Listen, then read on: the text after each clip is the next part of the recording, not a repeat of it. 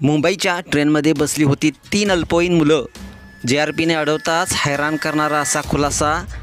Railway स्थानकाजवळ JRP constable गस्तीवर होते, त्याचवेळी एका प्लॅटफॉर्मवर 3 अल्पवयीन मुलं दिसली। कॉन्स्टेबल त्यांच्या दिशेने जाऊ लागले, हे पाहून तिघेही घाबरले।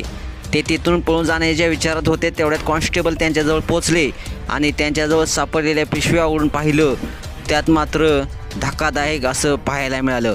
असं काय घडलं आपण ह्या व्हिडिओमध्ये पाहणार आहोत। त्यासाठी तुम्हाला आताच या SS ब्रो स्टाईल या चॅनेलला सबस्क्राईब करायचं आहे आणि अपडेट राहायचं आहे। चौकशी दरम्यान तिघांनीही आपण पळून आल्याचं कबूल केलं असून याचं कारण जाणून सर्वांनाच आश्चर्याचा धक्का बसला आहे। घटना प्रयागराज रेल्वे स्थानकाजवळील आहे।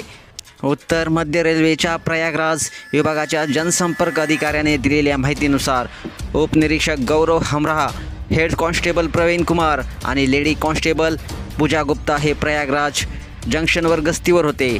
त्याचवेळी प्लॅटफॉर्म क्रमांक 6वर 3 अल्पवयीन मुले बॅगांसह दिसली। JRP जवळ आल्याचं पाहून ते घाबरले आणि ते तिथून पळू जाऊ लागले।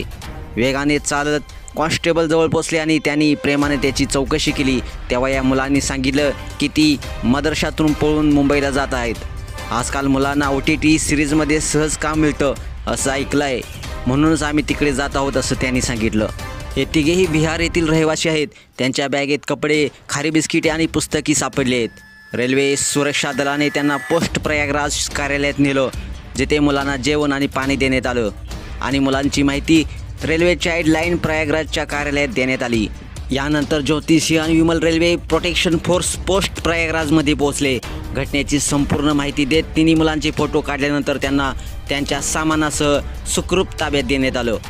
मित्रांनो, अशाच बातम्यांसाठी तुम्ही आताच या SS ब्रो स्टाईल या चॅनेलला सबस्क्राईब करा आणि अपडेट रहा। धन्यवाद।